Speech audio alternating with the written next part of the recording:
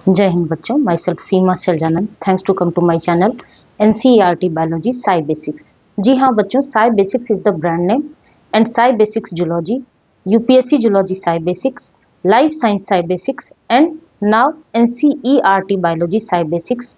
All 4 channels are branches of Sai basics. ठीक है बच्चों, तो मैं ऑलरेडी साई बेसिक्स जूलॉजी पे बीएससी एमएससी वाले बच्चों को पढ़ा रही हूँ और यूपीएससी जो जूलॉजी सब्जेक्ट से प्रिपरेशन कर रहे हैं तो यूपीएससी जूलॉजी साई बेसिक्स पे यूपीएससी वाले बच्चों को पढ़ा रही हूँ। और जो बच्चे लाइफ साइंस से रिलेटेड किसी एग्जामिनेशन का प्रिपरेशन करते हैं तो लाइफ साइंस साई बेसिक्स पे ऑलरेडी मैं लाइफ साइंस से रिलेटेड पढ़ा रही हूँ।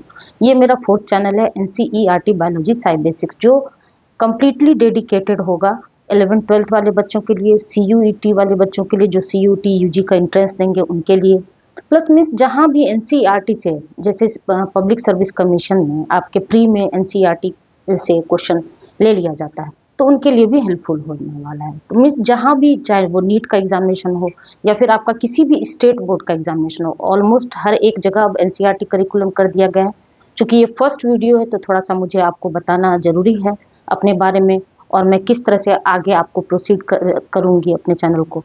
तो बच्चों, मैं हर एक टॉपिक को, हर एक कॉन्सेप्ट को 3 लेवल पे आपको पढ़ाऊंगी। पहला तो मैं व्हाइट बोर्ड पे आपको कॉन्सेप्ट समझाऊंगी, जिसमें एनसीईआरटी आपका लाइन बाय लाइन में डिकोड करूंगी, कॉन्सेप्ट समझाऊंगी। उसके बाद कुछ बुलेट पॉइंट्स बताऊंगी कि बुलेट पॉइंट्स के थ्रू आप किस तरह से क्रिस्प नोट्स प्रिपेयर कर सकते हैं। उससे भी ज़्यादा क्रिस्प आप क्या कर सकते हैं, तो कीवर्ड्स की तरह किस तरह अपने नोट्स को मेंटेन कर सकते हैं। तो आप एंड तक बने रहिए और जब वीडियो आप देख लीजिएगा पूरा अच्छे से, बताइएगा एक फीडबैक जरूर कमेंट सेक्शन में कि कैसा लगा। ऑल्दो मुझे पता है कि बहुत ज़्यादा ऑनलाइन प्लेटफॉर्म पे एनसीईआरटी हर कोई अपने अपने तरीके से पढ़ा रहे हैं, तो मेरा भी अपना तरीका है। अगर आपको अच्छा लगे तो लाइक शेयर एंड सब्सक्राइब जरूर करिएगा, अपने दोस्तों में भी शेयर करिएगा और एक कमेंट सेक्शन में एक फीडबैक जरूर दीजिएगा। तो आज का टॉपिक बच्चों, मैं क्लास 11th का जो चैप्टर 8 है आपका सेल वाला पोर्शन, वो स्टार्ट करने वाली हूँ क्योंकि ये थोड़ा बेसिक पोर्शन है और सेल से ही मैं स्टार्ट कर रही हूँ। फिर आप बताइएगा कि मैम पैरेलल में आप 12th का भी स्टार्ट कर दीजिए ताकि सीयूटी वाले बच्चों को भी हेल्प हो सके, या फिर जो भी हो, जैसा भी हो आप मुझे कमेंट सेक्शन में बताइएगा। तो जैसा कि मैंने आपको बताया कि मैं 3 लेवल में आपको पढ़ाऊँगी। पहला तो व्हाइट बोर्ड पे, दूसरा आपको स्लाइड के थ्रू, पीपीटी के थ्रू आपको सारा कॉन्सेप्ट रिवाइज करवाऊंगी और 1-1 मिनट का रैपिड रिकॉल सीरीज में रखूंगी। ठीक है, उसमें मैं हर एक पैरा को 1 मिनट में आप किस तरह से रिकॉल कर सकते हैं, 1 से 1.5 मिनट में, वो मैं आपको रैपिड रिकॉल सीरीज में शॉर्ट्स के माध्यम से हर एक कॉन्सेप्ट को, जैसे कि आज मैं 8.1 जो टॉपिक है आपका क्या, what is cell, next topic है आपका सेल थ्योरी 8.2। तो 8.1 का कैसे शॉर्ट्स के थ्रू आप रैपिड रिकॉल सीरीज के माध्यम से रिकॉल कर सकते हैं वो मैं बताऊंगी और पहले आपको व्हाइट बोर्ड पे कंसेप्ट समझाऊंगी। ठीक है बच्चों, तो यूनिट 3 है और यूनिट 3 में कौन सा है, ये चैप्टर 8। और इसमें बच्चों 8.2 नहीं हो पाया क्योंकि इतना कंटेंट मुझे 8.1 का ही इसमें आ गया, तो 8.2 मैं इसमें नहीं, नेक्स्ट वीडियो में एक्सप्लेन करूंगी। पहले जब आप मेरा वीडियो 10 से 15 मिनट आप मेरे साथ बने रहिए, जब आप कॉन्सेप्ट समझ लीजिएगा उसके बाद एनसीईआरटी पलटिएगा और उस पैरा को पढ़िएगा, बिल्कुल हलवा लगेगा। आप बताइएगा कमेंट सेक्शन में, मैम अब तो कोई मतलब दिक्कत या परेशानी है ही नहीं, इतने अच्छे से हमें समझ में आ गया। ठीक है बच्चों, तो सबसे पहला पैराग्राफ है 8.1 जिसमें क्या है, व्हाट इज सेल। तो अकॉर्डिंग टू एनसीईआरटी सेल क्या है, तो unicellular organism capable of independent existence. तो सबसे पहले यूनिसेल्युलर मीन्स ऐसा ऑर्गेनिज्म जो एक सेल का बना होता है, उसे क्या कहते हैं, यूनिसेल्युलर ऑर्गेनिजम्स। तो according to NCERT unicellular organisms capable of independent existence means जो यूनिसेल्युलर ऑर्गेनिज्म है जो एक सेल का बना होता है वो कैपेबल होता है इंडिपेंडेंट एग्जिस्टेंस के लिए, मीन्स इंडिपेंडेंटली किसी पे डिपेंडेंट नहीं होता है और अपने लाइफ को लीड कर सकता है। तो लाइफ इंडिपेंडेंटली, तो रेड से मैंने जो एनसीईआरटी के पॉइंट्स हैं वो मैंने लिखा है। तो unicellular organisms capable of independent existence, ठीक है। Performing essential functions of life means perform all essential functions, means ये जो यूनिसेल्युलर ऑर्गेनिज्म है जो एक सेल का बना होता है वो कैपेबल होता है इंडिपेंडेंट एग्जिस्टेंस के लिए, मीन्स वो लाइफ को अपने लाइफ को इंडिपेंडेंटली एग्जिस्ट कर सकता है वो। और क्यों एग्जिस्ट कर सकता है? तो परफॉर्मिंग एसेंशियल फंक्शंस, जितने भी लाइफ के एसेंशियल फंक्शंस होते हैं, ऑल एसेंशियल फंक्शंस को वो इंडिपेंडेंटली परफॉर्म कर सकता है। तो इस दोनों लाइन से निष्कर्ष क्या निकलता है? Anything less than a complete cell can not support independent living. अब इस दोनों पॉइंट से आपका ये रिजल्ट निकलता है कि एनीथिंग, ठीक है, anything less than a complete cell, कोई भी ऑर्गेनिज्म जो एक कंप्लीट सेल में कुछ भी, उस सेल में कुछ भी अगर कमी है, चाहे वो कोई भी ऑर्गेनेल उसमें कम है या फिर कुछ भी कम है, तो anything less than a complete cell can not support independent life, independent living. तो वो सपोर्ट नहीं करेगा, इंडिपेंडेंटली वो सेल नहीं एग्जिस्ट कर सकता है, इंडिपेंडेंटली वो ऑर्गेनिज्म ही नहीं एग्जिस्ट कर सकता है। ठीक है, तो cell is a fundamental structural and functional unit of all living organisms. तो इस वजह से सेल क्या है? तो cell is a fundamental structural and functional unit of all living organisms. इस लाइन का मतलब क्या है? आप हजारों बार सुनते होंगे cell is a structural and functional unit of life. क्यों? तो सेल एग्रीगेट होके क्या बनाता है? टिश्यू बनाता है। टिश्यूज एग्रीगेट होके क्या बनाते हैं? ऑर्गेन बनाते हैं। ऑर्गेन्स एग्रीगेट होके क्या बनाते हैं? Organ system. तो जितने भी फिजियोलॉजिकल प्रोसेसेस हैं, जितने भी फंक्शनल मैकेनिज्म है, चाहे वो रेस्पिरेटरी सिस्टम हो, डाइजेस्टिव सिस्टम हो, एक्सक्रीटरी सिस्टम हो, तो उसमें हर एक, जैसे रेस्पिरेटरी सिस्टम में अलग अलग रेस्पिरेटरी ऑर्गेन्स इन्वॉल्व होते हैं। वो ऑर्गेन्स क्या चीज़ के बने होते हैं? टिश्यूज के बने होते हैं। वो टिश्यूज क्या चीज़ के बने होते हैं? सेल्स के बने होते हैं। तो और वो रेस्पिरेटरी सिस्टम या फिर डाइजेस्टिव सिस्टम एक फंक्शन परफॉर्म करने के लिए होता है। तो इसी वजह से बोला जाता है cell is a structural and functional. और स्ट्रक्चरल मीन्स आप जो स्टेबल हैं, आपकी बॉडी, आप जो खड़े होते हैं, मूव करते हैं, मूवमेंट होती है, तो वो स्ट्रक्चरल सपोर्ट प्रोवाइड करता है सेल। इसी वजह से क्या बोला जाता है? Cell is a structural and functional unit of life. तो anything less than a complete cell can not support independent living. Means एक सेल में जितनी चीजें होनी चाहिए उसमें से कुछ भी अगर एक चीज की कमी रह जाती है तो वो सेल इंडिपेंडेंट एग्जिस्ट नहीं कर सकता है। ठीक है, तो इस वजह से ये निचोड़, मतलब आप बोल सकते हैं ये fundamental structural and functional unit of all living organisms, cell का डेफिनेशन दिया जाता है। ठीक है, उसके बाद एंटोन वॉन लीवेनहुक सबसे पहले किन्होंने बताया? तो सबसे पहले आपके आए कौन? Anton von Leeuwenhoek first observed and described a live cell. सबसे पहले एंटोन वॉन लीवेनहुक ही आए जो कि सबसे पहले ऑब्जर्व किए, डिस्क्राइब किए एक लाइव सेल को, एक जिंदा सेल को। उसके बाद आए Robert Brown, later discovered the nucleus. इन्होंने क्या डिस्कवर किया? न्यूक्लियस। अब याद रखने का ट्रिक मैं आपको साथ में लेके चलती हूँ। एल फॉर लीवेनहुक याद रखिएगा, and L for live cell. ठीक है, L for Leeuwenhoek and L for live cell. तो L2 रूल आप याद रखिएगा। ठीक है, एक सेकंड बच्चों, मैं थोड़ा सा अपना वो चेंज कर लेती हूँ मार्कर। तो एल फॉर क्या?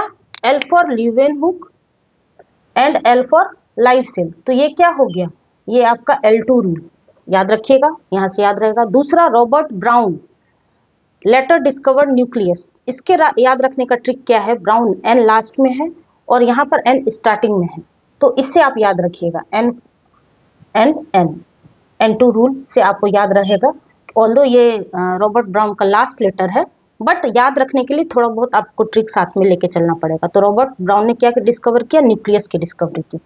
उसके बाद धीरे धीरे जैसे जैसे समय आगे बढ़ता गया तो इम्प्रूवमेंट इन माइक्रोस्कोप्स, तो माइक्रोस्कोप्स में उसके फंक्शन में, उसके मैकेनिज्म में इम्प्रूवमेंट देखी गई। उसके वजह से क्या हुआ? लीडिंग टू इलेक्ट्रॉन माइक्रोस्कोप, और उसके बाद इलेक्ट्रॉन माइक्रोस्कोप का निर्माण हुआ। Then revealed detailed cell structure, और जब इलेक्ट्रॉन माइक्रोस्कोप मार्केट में आया या फिर साइंटिस्ट यूज करना शुरू किए, तब डिटेल स्ट्रक्चर सेल का देखा गया। इस पूरे 8.1 जो व्हाट इज अ सेल, एक छोटा सा पैराग्राफ है, और ये चूंकि मेरा फर्स्ट क्लास है, मैं आपका ले रहा हूँ, मतलब मैं आपको एक्सप्लेन कर रही हूँ, तो अभी मैं 8.1 ही, इसी तरह छोटे छोटे क्लास को आपको मैं पढ़ाऊंगी, मतलब छोटे छोटे क्लास में, ताकि आप छोटा छोटा कॉन्सेप्ट अच्छे से गेन कर सके। एक बार मैं 8.1 कंप्लीट कर दूं, 8.2 कंप्लीट कर दूं, फिर मैं एक साथ दोनों को रिवाइज करवा दूंगी। ठीक है, तो 8.1 में पूरा लाइन बाय लाइन मैंने आपको एनसीईआरटी को डिकोड कर दिया कि सेल का डेफिनेशन क्या होता है, फर्स्ट टाइम सेल को किन्होंने देखा था, न्यूक्लियस की डिस्कवरी कैसे हुई, उसके बाद इलेक्ट्रॉन माइक्रोस्कोप का जब फॉर्मेशन हुआ, जब मार्केट में आया, तब साइंटिस्ट ने कैसे सेल का डिटेल्ड स्ट्रक्चर देखा, और यूनिसेलुलर ऑर्गेनिज्म मीन्स क्या होता है। तो ये सब कुछ मैंने आपको लाइन बाय लाइन डिकोड कर दिया। एनसीईआरटी जो 5 से 7 लाइन है वो इतना ही है। अब उस 5 से 7 लाइन को मैंने आपको कॉन्सेप्ट समझाया। अब उस 5 से 7 लाइन को आप बुलेट फॉर्म में, बुलेट पॉइंट्स के थ्रू अपने नोट्स को कैसे प्रिपेयर कर सकते हैं, मैं साथ ही साथ आपको बताते चलूंगी। बच्चे बहुत परेशान होते हैं, लाइन बाय लाइन नोट्स नहीं बनाना होता है, आपको कॉन्सेप्ट समझना होता है। और जो बच्चे पॉइंट वाइज नोट्स बनाना चाहते हैं तो क्रिस्प फॉर्म में नोट्स बना सकते हैं, और जो बच्चे और भी ज़्यादा उसका क्रिस्प फॉर्म चाहते हैं तो उसको आप कीवर्ड के थ्रू नोट्स बना सकते हैं। तो यहाँ मैं कुछ बुलेट पॉइंट्स लेके आई हूँ। क्या? सबसे पहला bullet points, unicellular organisms live independently and do all life functions. यही तो मैंने आपको एक्सप्लेन किया। यूनिसेलुलर मीन्स ऐसा ऑर्गेनिज्म जो एक सेल का बना होता है, यूनि मीन्स होता है वन। तो independent existence means live independently and performing essential functions, perform all essential functions. First point क्या हुआ? Unicellular organism. क्योंकि नोट्स में बच्चों आप साइंस के स्टूडेंट है, स्मार्ट वे में अपने नोट्स को प्रिपेयर करिए। इज एम आर ज़्यादा ऐड करने की जरूरत नहीं है। आप इतिहास नहीं पढ़ रहे हैं, हिस्ट्री नहीं पढ़ रहे हैं, लिटरेचर नहीं लिख रहे हैं। तो फर्स्ट पॉइंट क्या है? Unicellular organism live independently and do all life functions. ठीक है, ये point clear. Next point, cell is the basic structural and functional unit of life. क्योंकि anything less than a complete cell, कुछ भी, कोई भी ऑर्गेनिज्म अगर एक कंप्लीट सेल जो होना चाहिए उसमें अगर किसी भी चीज की कमी हो जाती है तो इंडिपेंडेंट एग्जिस्टेंस नहीं बोला जाता। तो anything less than a complete cell can not support independent life. और इस पॉइंट का निचोड़ क्या हुआ कि cell is a fundamental structural and functional unit of all living organisms. तो next point, cell is the basic structural and functional unit of life. Anything less than a cell cannot live independently. Third point, Leeuwenhoek first observed a living cell. L L for Leeuwenhoek and L for living cell. तो थोड़ा थोड़ा connectivity आपकी बनी रहे। उसके बाद Robert brown, although N आपका last में है, डिस्कवर्ड न्यूक्लियस। पहले सेल की डिस्कवरी हुई, उसके बाद लीवेनहुक ने किया था लिविंग सेल की, और उसके बाद रॉबर्ट ब्राउन आए जिन्होंने न्यूक्लियस की डिस्कवरी की। ठीक है, और उसके बाद इलेक्ट्रॉन माइक्रोस्कोप में डिटेल्ड सेल का स्ट्रक्चर देखा गया। तो 1 2 3 4 5 6 बुलेट पॉइंट्स में आपको ये 8.1 जो व्हाट इज अ सेल है एनसीईआरटी का लाइन बाय लाइन डिकोड जब आप एक बार समझ लिए तो 6 बुलेट पॉइंट्स में आप उस पैराग्राफ को ब्रेक कर सकते हैं। उसी को तो कहते हैं डिकोड करना। अब इससे भी ज़्यादा क्रिस्प फॉर्म अगर आप चाहते हैं अपने नोट्स पे रखने के लिए, तो जैसे 8.1 आपने बुलेट पॉइंट्स के थ्रू कॉन्सेप्ट आपने सुन लिया, समझ लिया, तो 8.1 के बुलेट पॉइंट्स लिखिए। साइड में आप क्या करिएगा, कीवर्ड्स के नोट्स होते हैं। अब कीवर्ड्स क्या क्या हो सकते हैं? सबसे पहला कीवर्ड यूनिसेलुलर मीन्स ऐसा ऑर्गेनिज्म जो एक सेल का बना होता है। इंडिपेंडेंट लिविंग दूसरा कीवर्ड। तीसरा basic unit of life, cell को बोला गया। स्ट्रक्चरल यूनिट बोला जाता है, फंक्शनल यूनिट बोला जाता है, एसेंशियल फंक्शंस परफॉर्म करते हैं। ल्यूवेनहुक लिविंग सेल को ऑब्जर्व किए थे, रॉबर्ट ब्राउन आपका न्यूक्लियस की डिस्कवरी की थी, और इलेक्ट्रॉन माइक्रोस्कोप ने डिटेल्ड स्ट्रक्चर बताया किसका, सेल के बारे में। तो ये कीवर्ड हो गया। तो कितना क्रिस्प फॉर्म में भी आप अपने नोट्स को प्रिपेयर कर सकते हैं, आपने देखा बच्चों। तो मेरे पढ़ाने का तरीका यही है, मैं पहले इसी तरह व्हाइट बोर्ड पे आपको कॉन्सेप्ट समझाऊंगी, छोटे छोटे पैराग्राफ, जरूरी नहीं है कि इतना बड़ा पैराग्राफ है तो एक ही साथ में आपको समझा दूंगी, नहीं, आराम से लेके मैं चलूंगी और बिल्कुल स्मूथ वे में, ताकि बिल्कुल भी आपको भारीपन फील ही ना हो। क्योंकि डायरेक्ट 9th-10th के बाद 11th का सिलेबस थोड़ा सा हैवी हो जाता है बच्चों के लिए। तो मैं अपने एंड से, मेरे चैनल का नाम ही हर एक चैनल में जुड़ा हुआ है साई बेसिक्स, मीन्स बहुत ही बेसिक से मैं आपको लेके कॉन्सेप्ट को एक्सप्लेन करूंगी। तो ये बुलेट पॉइंट्स मैंने आपको बता दिया, ये कीवर्ड्स बता दिया। अब एनसीईआरटी का एक क्वेश्चन है, which of the following is not correct. Although मैंने ये 3 स्टेटमेंट अभी नहीं पढ़ाया है, ये आपका 8.2 का टॉपिक है सेल थ्योरी का। But Robert Brown discovered the cell. क्या सेल की डिस्कवरी रॉबर्ट ब्राउन ने किया था? ये स्टेटमेंट तो मैंने अभी आपको पढ़ाया। तो रॉबर्ट ब्राउन एन लास्ट में है, किस चीज की डिस्कवरी की थी? न्यूक्लियस की। सेल की डिस्कवरी, लाइव सेल की डिस्कवरी किन्होंने किया था? ल्यूवेनहुक ने। L for Leeuwenhoek and L for live cells.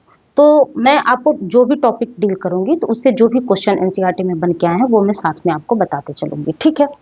तो क्वेश्चन क्या पूछ रहा है? Which of the following is not correct? और Robert Brown discovered the cell, यही तो इनकरेक्ट स्टेटमेंट है और आपको नॉट करेक्ट पूछ रहा है, इसलिए इस क्वेश्चन का आंसर क्या हो जाएगा? ए। अभी मैंने सेल थ्योरी नहीं पढ़ाया, बस मैं सिर्फ आपको अपने पढ़ाने का पैटर्न आपको बता रही हूँ कि मैं इस तरह से आपको टॉपिक्स कवर करूंगी, ठीक है बच्चों।